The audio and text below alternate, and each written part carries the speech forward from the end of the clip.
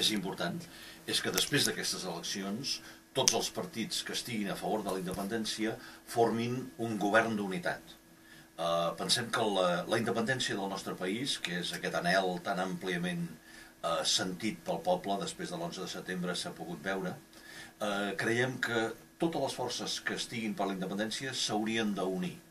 Segon pas, nosaltres estem per la creació d'aquells ministeris, ja no en direm departaments ni conselleries, per aquells ministeris que hagin de regir aquelles àrees amb les quals de moment no tenim competències. S'ha de procedir a la creació d'un Ministeri de la Seguretat Social, s'ha de procedir a la creació d'un Ministeri d'Exteriors i tots aquells ministeris que ens faltaran per ser un estat normal.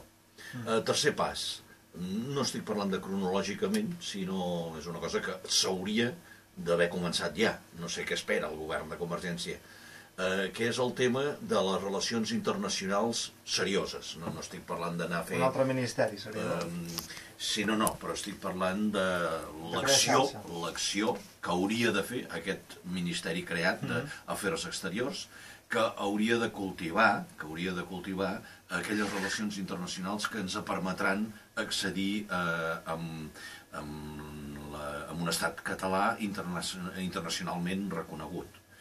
I l'últim punt també és important, que és cultivar i conrear una política tendent a la incorporació, si volen, dels altres territoris de parla catalana, és a dir, dels països catalans, en aquest projecte comú amb el temps.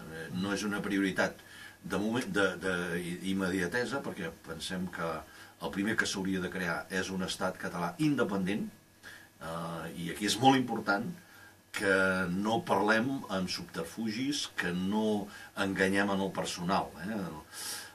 Nosaltres tenim respecte per la figura del president Mas, però ens preocupa molt que en el programa de Convergència no hi ha un sol esment a la necessitat de crear un estat independent. Hi ha tota una sèrie de referències a altres horitzons, però concretament en el programa això no hi és i això ens preocupa.